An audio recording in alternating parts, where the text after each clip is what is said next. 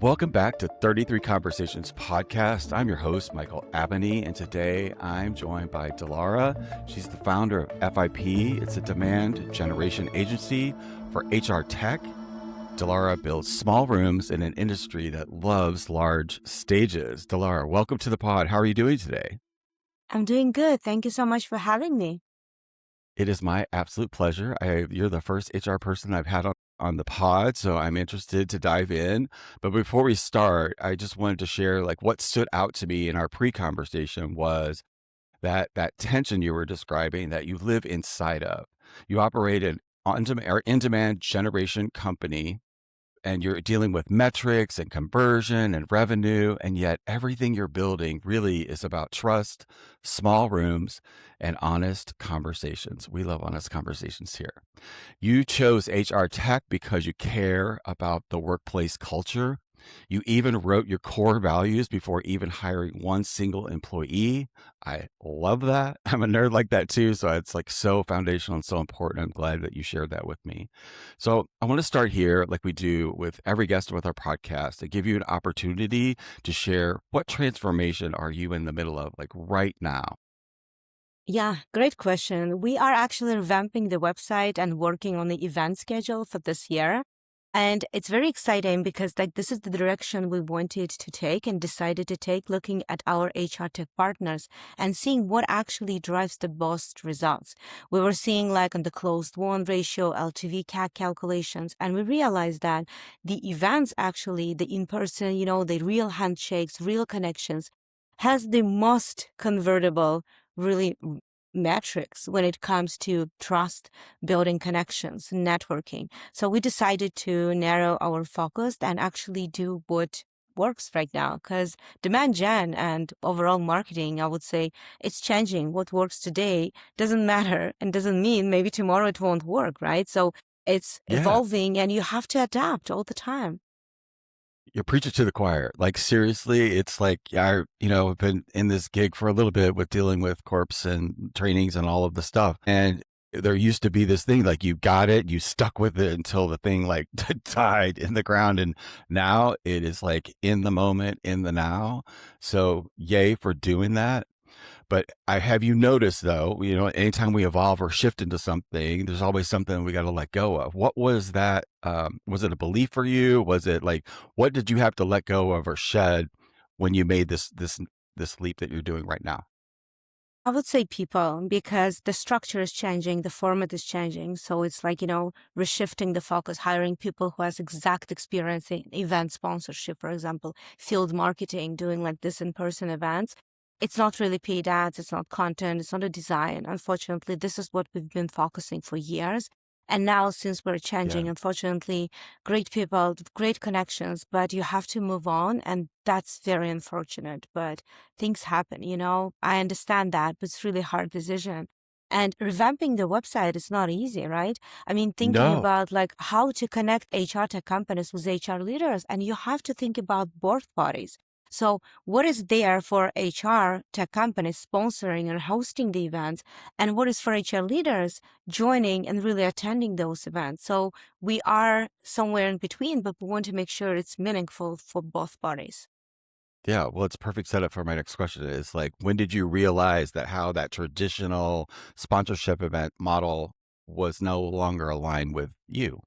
Like, did you like what was that space? Was it an event or was there something that happened or a light switch, light bulb moment or moment? When did you realize that? Yeah. I'm in marketing for over 15 years. We invested a lot of money in traditional conferences, trade shows, big events. There are thousands of people there. Can you connect with all of them? Not really. And the problem is like HR people right Yeah. now, they're Yeah. there to learn. And I don't want to name the conference, but last year the feedback was that there were more salespeople than HR people. And the conference is for HR people, just for a second. So all the Okay. sponsors that are paying for those events to be in front of HR leaders. But HR leaders, they are there to learn, to have peer conversations. They don't want to get another sales pitch. I think it's broken. That's where I thought, okay, Yeah. we invested and we lost money. I always saying there's a difference between investing and spending. I think like we Yeah. spent and we lost money, it wasn't real investment because they can guarantee you even like 15 meetings. But they incentivize those HR leaders, maybe giving them free tickets for them to sit down with HR tech company to talk for 30 minutes. You know what I mean? Like the system, the Yeah. incentivization overall, the traditional events, I believe it's broken. It doesn't work the way how it's supposed to work. We So, were taught to yeah, shove as many people in there as possible. I've done events and let's yeah. all of that stuff. Like it was to shove as many people in there.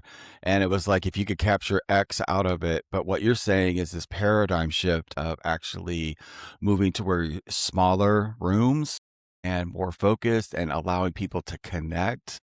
What have you noticed from your perspective, your keen eye, about what happens differently when that switches? And what's the experience that you're having and your clients are having?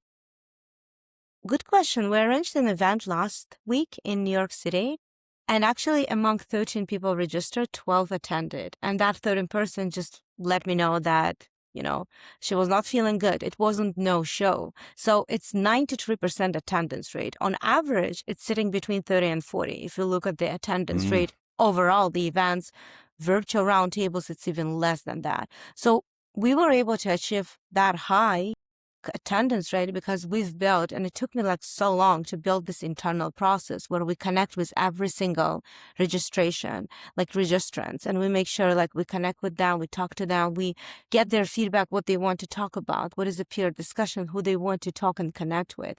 That's where it's really for them to come and join the discussion. And we always say to our HR tech partners, we connect you, but it's not a sales pitch. It's not a time to do a demo.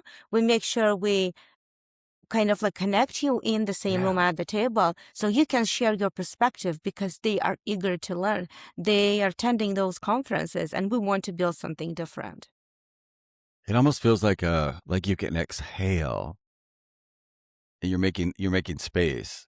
Where does that shared responsibility culture that you're creating when you're working with all of these parties, what does that look like in real life to them? I think we grow together. That's my motto.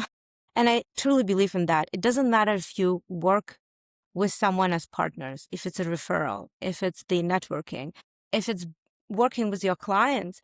And it doesn't really matter which party you are talking about. It's really you grow together. And I think this motto actually brought me where we are right now. We want to connect people. We want to make sure they see the value. Maybe they're looking for specific solutions and they want to take time to learn and chat with their peers, HR leaders, understanding their perspective too. So this is what we want to build, the momentum, but we want to do it different than just the networking without the topic. So we arrange smaller events, but there's always topic around that. And the topic is very tied with the pain point of HR leaders. I get your sense of that you care. I know how weird that is sometimes in business to like have that be present. I mean, you exude it, but like, where do you see the most, like where empathy is missing the most at work? Because it's something that I talk about pretty regularly now about that energy of caring and bringing it to our business. That it's not just money.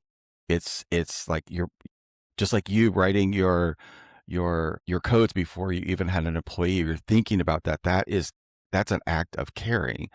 So what is your experience like? What do you see that most companies are missing when it comes to this? So interesting you mentioned empathy. I think they miss empathy. Empathy is actually one of our core values. I truly believe that you have to be empathic and you have to be open. Just like ask people how you're doing, today. Just like hop on a call, not just like start talking about like work right away. And you can feel it if you're an empathic person. And I think you can still train yourself to be empathic. Just like pay attention to the way how people talk, if they're on camera, off camera, their body gesture, like language, like everything, and just see if something is off. Maybe they have issues, maybe they have problems, right? Just like asking a Yeah. simple question, how are you doing today? Just like, Yeah. all is good? Can I support you? And how many leaders are asking, can I support you? They always ask, support me, but they never say, can I support you in certain ways? Do you have a lot of work? Do you need to take time off? This all goes to empathy. And I think we all miss that, unfortunately. Yeah. Thank you for Thank you for bringing it to the table. I love this because it opens the door to so many other possibilities about how we communicate with each other, um, and are like blowing up the paradigm of how it used to be and honoring I think it's evolving in all of us in all fields all over the world. I see it like I get the amazing viewpoint of talking to so many people, like hundreds of people every month, that I start to see the patterns, and I'm kind of geeky that way. And like Yeah. when I lock onto something, I start to see like, oh my God, this is happening everywhere. And I get to connect the dots, which is my wheelhouse. So thank you for sharing that with me. So you deal with a lot of Absolutely. leaders, right? Of companies, decision makers. What's one honest question that they need to be asking more often from your perspective? In terms of business question, business related question, it's Or it interesting. could I be think like business. any question, but Yeah. from your heart, like what would you say to a leader if they came to you and said, what would be one question that I could answer like authentically more often to my staff or my company or my peers? Internally. Okay, I understand. I think like it's about support, like going back to this empathic thing, like how do you do, how you're feeling, what can I do for you? And I think having open conversations, I would say, right? Also it goes back not only to leaders, but also to employees. They can come and say, I mean, it's hard. I know when leader doesn't care, it's really hard to come and say, like, I need some time off, right? I'm dealing with something best at work. I just need to take some time off. I know it's very hard, but you have to take care of yourself. I would say your mental health is very Yeah. important. If your leaders are not noticing that, you have to have courage to come and bring this up and say, I can't. I just can't. That's it. And I know it's hard.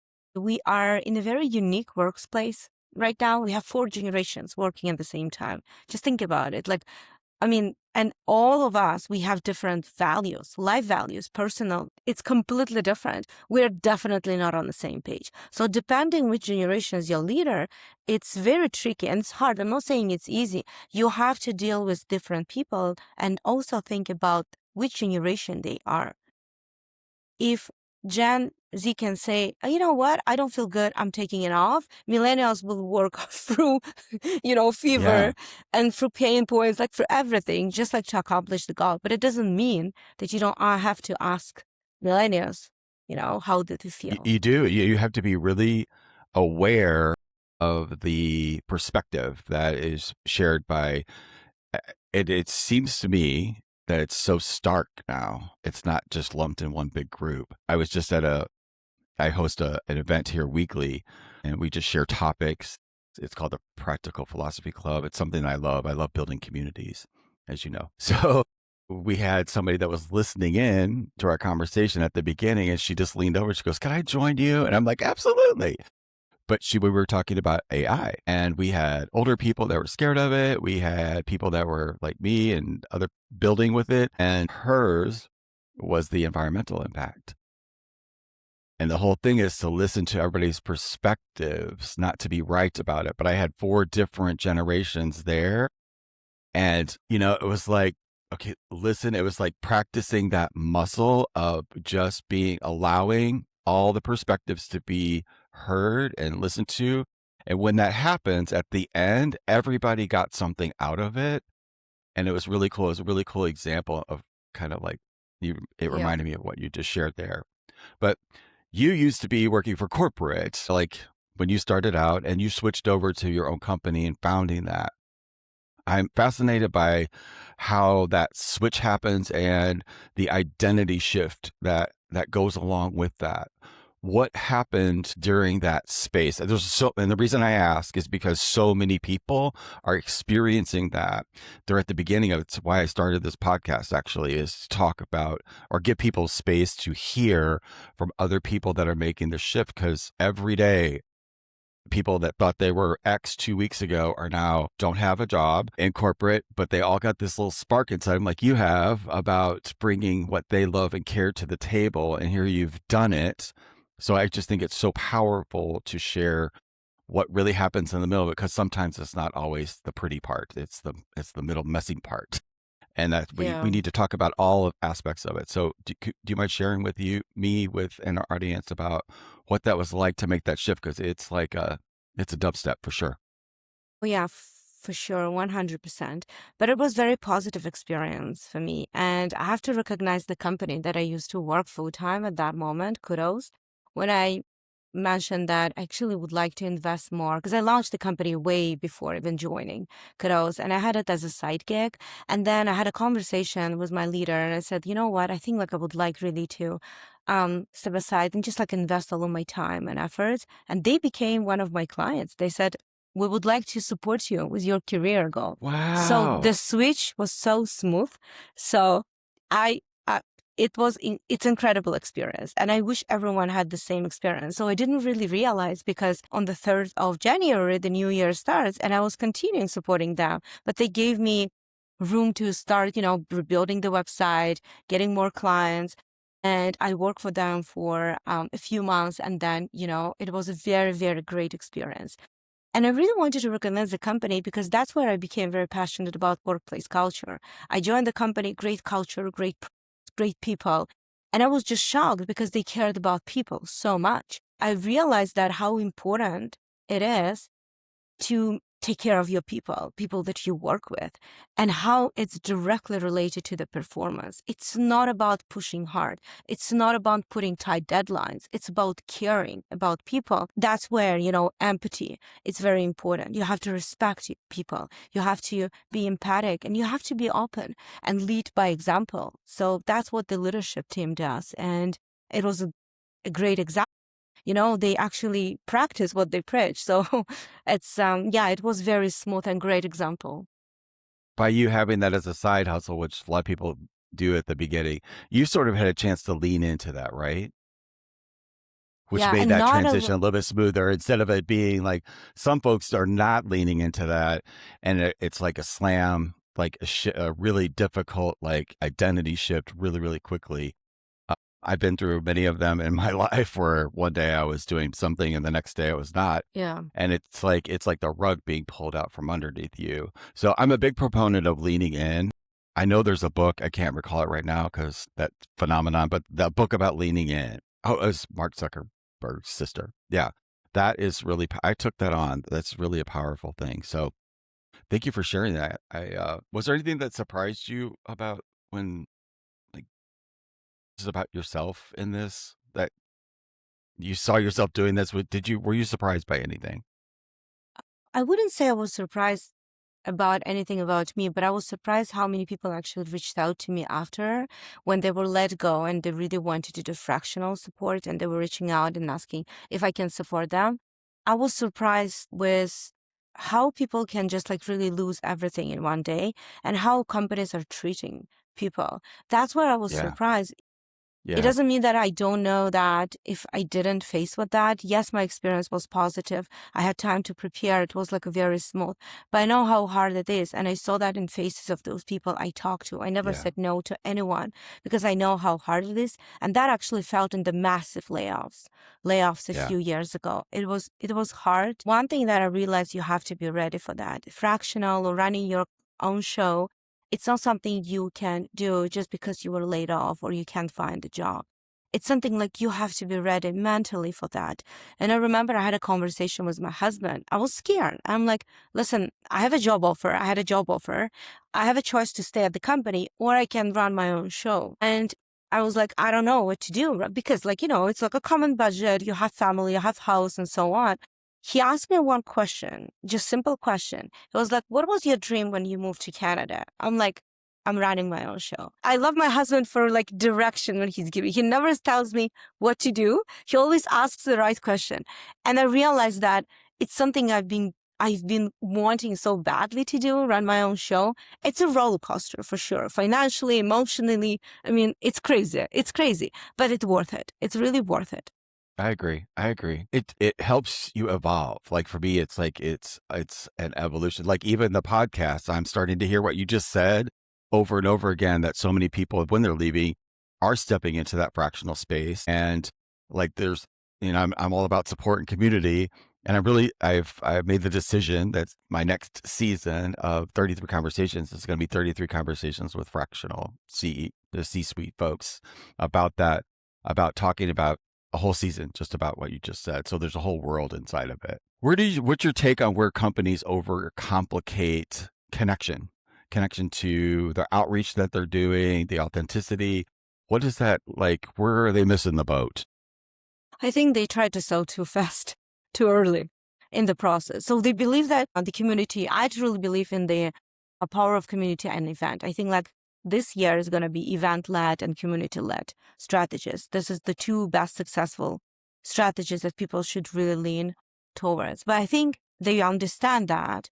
But when they need to reach their quota, they try to sell too hard. And it's actually making it even worse than paid ads, to be honest with you. Like when you sell too quickly, too fast, will understand that everything that you've done, it was not authentic. So you actually ruin and just like, destroy everything you were trying to build just because you didn't start the conversation in the right moment. Yeah. Or trying to get to that.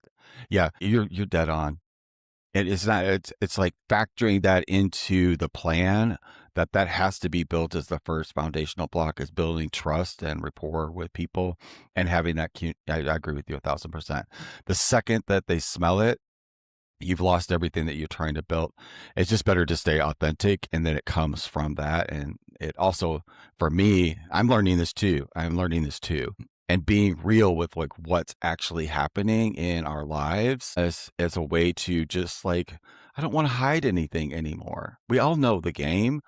Yeah. Like, I just want to do what I love and like be supported in it and have it flow and have it work. Like what you said that was your dream. Like your point of view right now, what's non-negotiable for you right now? After everything you've learned, after everything you built, like where you're at in this transformation in this moment, what's non-negotiable for you? I think go against your gut feelings, especially when it's hiring. They can have a perfect resume, perfect candidate, perfect match, but if you don't connect on a personal level, it won't work out. I think that's something like I've learned the hard way, as we all do. But I mean, I think you should follow your gut feeling. Actually, it also goes to working with people. I learned how to say no to people I don't connect emotionally or I would say like Okay. even professionally, right? And I don't want to sound like, a very picky person, but I think for me, revenue is not the main thing. That's the reason why I left my full-time job. I'm not getting paycheck every 2 weeks. I wanted to go after and just like fulfill my purpose. This is where I think it's very important. Doesn't matter if you talk to employees, doesn't matter if you build the community, if you talk to people, if you're trying to sell them something, make sure you clearly describe your mission and understand their mission too. If there is no misalignment, then there is no matter how hard you will push or how long you will try to converge, there will be no results. And I think it goes also to working with people. If you feel that they're too pushy, unrespectful, trying, like to get like maximum and paying like not that much, or even vice versa, paying like too much, but it doesn't worth it, just follow your gut feeling. That's my 2 cents. Yeah. And practice on keeping yourself connected to that signal and not the noise that's around us a lot of times too. Man, thank you so much for all this insight and taking what you do and sharing just I know it's just a little snippet of like the bigger picture of what you're creating, but I really feel like I have an essence of what you're up to. And I believe it's so important that companies realize the people inside of their companies are human beings, not just an access point or a tool to achieve their end goal. And you're part of the solution. So thank you for that. Are you ready for your closing question? I'm scared. Let's do it. Okay. Okay. If someone's listening to this right now and they feel disconnected where they're working at their work, what is one simple conversation that they could initiate today? Internally at the company, Yeah. I would say most people would say like go and talk to HR. I don't believe into that. I think like things make, unfortunately, it shouldn't, but things will be worse. I think opening the conversation with the person, don't try not to complain, right? But if you have a line manager, if you are having like some difficulties, just try to open the conversation, be empathic, be open, be transparent, and just say, hey, just get also prepared and give the heads up. I would like to talk to you about something, and it's very important. Maybe we can get a virtual coffee. Maybe we can go and meet somewhere if they, can meet in person. But make sure you get like some heads up so the person understands that it's not job related conversation, and then try to open Okay. it.